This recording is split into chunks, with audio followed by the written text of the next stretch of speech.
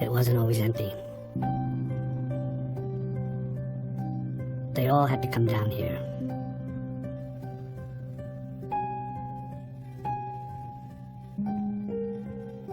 People would line up here, holding their suitcases and their children holding onto them for dear life.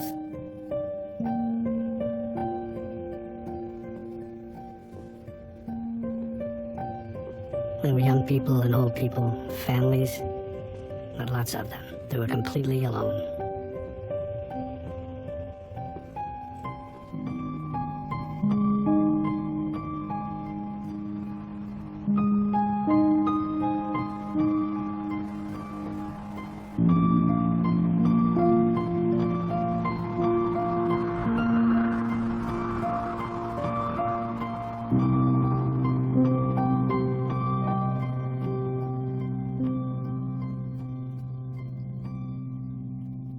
They waited their turn to reach the guard at the end of the hall. The guard would stamp your book and say, "Go over there." And welcome.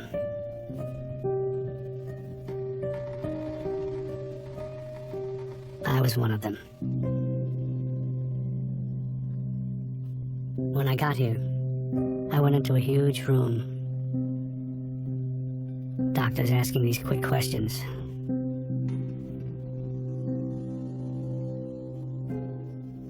A doctor comes to me and tells me, "You've got to go back." I say, "Back where?" He says, "Back where you came from."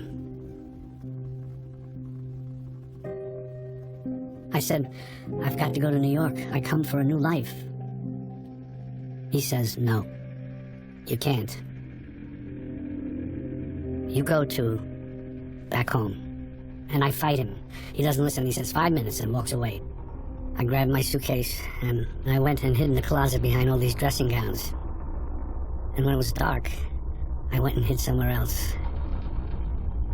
And somewhere else. I stayed where nobody could find me.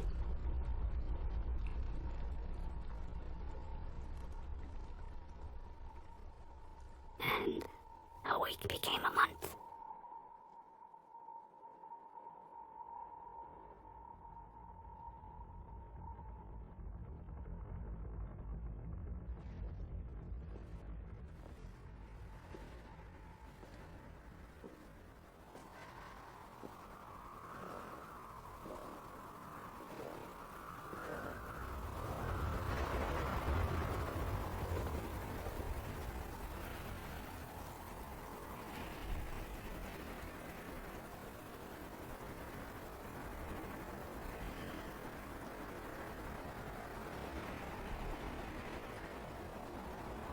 I had only one thing in mind, one place to be. Like you could fly if you had the wings. You could swim there if the current wasn't so hard. Lots of people tried to get there. I even tried to swim once, but I only made it a little way.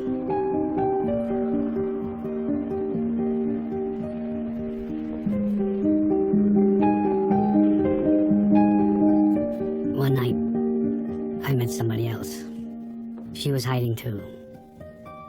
So we hid together, living at night. And we talked about what we would be when we got to the shore. What our lives were going to be like.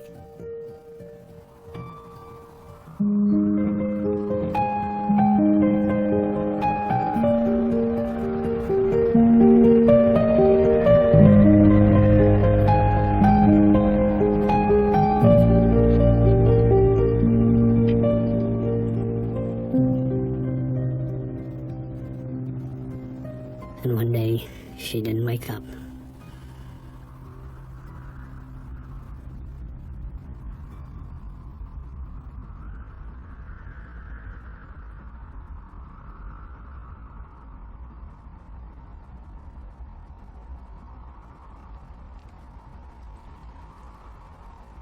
So I took her body and put it in the water and watched it float to where she wanted to go.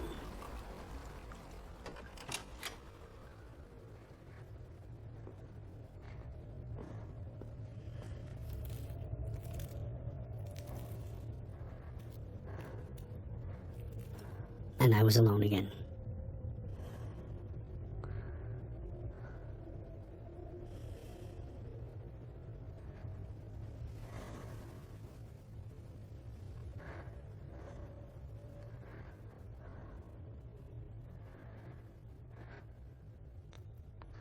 I'm sorry, it was so close.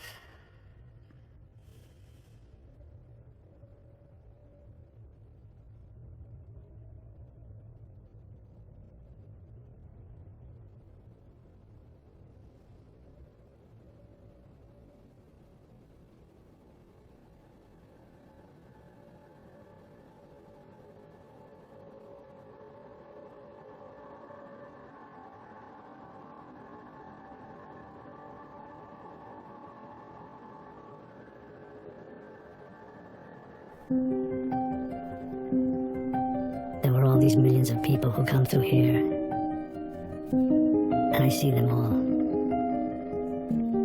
People of every color, shape, and size.